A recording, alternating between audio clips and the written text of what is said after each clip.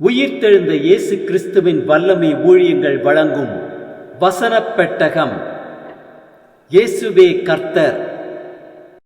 இயேசுவையே தேவன் ஆண்டவரும் கிறிஸ்துவுமாக்கினார். இயேசுவே ராஜாதி ராஜா, கர்த்தாதி கர்த்தா. கிறிஸ்துவே மரித்தோர் மேலும் ஜீவனுள்ளோர் மேலும் ஆண்டவர். கிறிஸ்துவே போதகரும் ஆண்டவருமாயிருக்கிறார். வசனப் பெட்டகத்தின் இன்றைய தின கருப்பொருள்: இயேசு உயிரோடு இருக்கிறார். இதோ சதா காலங்களிலும் உயிரோடு இருக்கிறேன். கிறிஸ்துவின் பிரசன்னமும் அவருடைய செயல்களை குறித்ததான வேத வசனங்களை பார்க்கலாம். ரோமர் 6:9 வாசிக்கிறோம், மரித்தோரில் இருந்து எழுந்த கிறிஸ்து இனி மரிப்பதில்லை என்று அறிந்திருக்கிறோம். மரணம் இனி அவரை ஆட்கொள்வதில்லை. 1 கொரிந்தியர் 15:20 வாசிக்கிறோம், கிறிஸ்துவோ மரித்தோரில் இருந்து எழுந்து நித்திரை அடைந்தவர்களில் முதற் பலனானார். யோவான் 3:16 வாசிக்கிறோம், தேவன் தம்முடைய ஒரே பேரான குமாரனை விசுவாசிக்கிறவன் எவனோ அவன் கெட்டு போகாமல் நித்திய ஜீவனை அடையும்படிக்கு அவரை தந்தருளி இவ்வளவாய் உலகத்தில் அன்பு கூர்ந்தார். 1 யோவான் 5:13 வாசிக்கிறோம், உங்களுக்கு நித்திய ஜீவன் உண்டென்று நீங்கள் அறியவும் தேவ குமாரனுடைய நாமத்தின் மேல் நீங்கள் விசுவாசமாய் இருக்கும் இவைகளை எழுதியிருக்கிறேன். யோவான் 14:6 வாசிக்கிறோம், அதற்கு இயேசு, நானே வழியும் சத்தியமும் ஜீவனுமாய் இருக்கிறேன், என்னாலே அல்லாமல் ஒருவனும் பிதாவினிடத்தில் வரான்.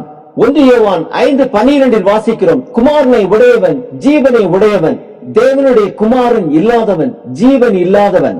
1 யோவான் 4:8 வாசிக்கிறோம், அன்பில்லாதவன் தேவனை அறியான், தேவன் அன்பாகவே இருக்கிறார். யோவான் 14:27 வாசிக்கிறோம், சமாதானத்தை உங்களுக்கு வைத்து போகிறேன், என்னுடைய சமாதானத்தையே உங்களுக்கு கொடுக்கிறேன், உலகம் கொடுக்கிற பிரகாரம் நான் உங்களுக்கு கொடுக்கிறதில்லை, உங்கள் இருதயம் கலங்காமலும் பயப்படாமலும் இருப்பதாக.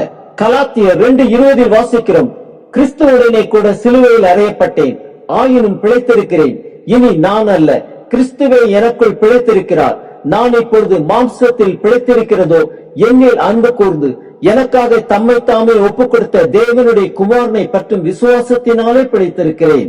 எரேமியா 33:3 வாசிக்கிறோம், என்னை நோக்கி கூப்பிடு, அப்பொழுது நான் உனக்கு உத்தரவு கொடுத்து நீ அறியாததும் உனக்கு எட்டாததுமான பெரிய காரியங்களை உனக்கு அறிவிப்பேன். யோவான் 11:25 வாசிக்கிறோம், இயேசு அவளை நோக்கி, நானே உயிர்த்தெழுதலும் ஜீவனுமாயிருக்கிறேன், என்னை விசுவாசிக்கிறவன் மரித்தாலும் பிழைப்பான். 1 யோவான் 1:7 வாசிக்கிறோம், அவர் ஒளியில் இருக்கிறது போல நாமும் ஒளியிலே நடந்தால் ஒருவரோடு ஒருவர் ஐக்கியப்பட்டிருப்போம். அவருடைய குமாரனாகிய இயேசு கிறிஸ்துவின் ரத்தம் சகல பாவங்களையும் நீக்கி நம்மை சுத்திகரிக்கும்.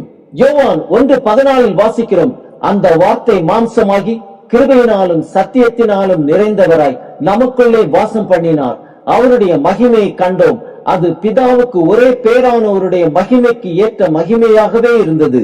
எபிரேயர் 13:8 வாசிக்கிறோம், இயேசு கிறிஸ்து நேற்றும் இன்றும் என்றும் மாறாதவராயிருக்கிறார். எபிரேயர் 11:6 வாசிக்கிறோம், விசுவாசம் இல்லாமல் தேவனுக்கு பிரியமாய் இருப்பது கூடாத காரியம், ஏனென்றால் தேவனிடத்தில் சேருகிறவன் அவர் உண்டென்றும் அவர் தம்மை தேடுகிறவர்களுக்கு பலன் அளிக்கிறவர் என்றும் விசுவாசிக்க வேண்டும். மத்தேயு 28:18 வாசிக்கிறோம், அப்பொழுது இயேசு சமீபத்தில் வந்து அவர்களை நோக்கி, வானத்திலும் பூமியிலும் சகல அதிகாரமும் எனக்கு கொடுக்கப்பட்டிருக்கிறது. அப்போஸ்தலர் 4:12 வாசிக்கிறோம், அவராலே அன்றி வேறு ஒருவராலும் ரட்சிப்பு இல்லை, நாம் ரட்சிக்கப்படும்படிக்கு வானத்தின் கீழங்கும் மனுஷர்களுக்குள்ளே அவருடைய நாமமே இல்லாமல் வேறொரு நாமம் கட்டளையிடப்படவும் இல்லை. ரோமர் 12:2 வாசிக்கிறோம், நீங்கள் இந்த பிரபஞ்சத்திற்கு ஒத்த வேஷம் தெரியாமல் தேவனுடைய நன்மையும் பிரியமும் பரிபூர்ணமுமான சித்தம் இன்னதென்று பகுத்தறியத்தக்கதாக உங்கள் மனம் புதிதாகிறதுனாலே மறுரூபமாகுங்கள். ஆம், நானே வழியும் சத்தியமும் ஜீவனுமாய் இருக்கிறேன் என்று சொன்னவரை அண்டிக் கொள்வோம், அந்த பரலோக ராஜ்யத்தை சுதந்திரித்துக் கொள்வோம்.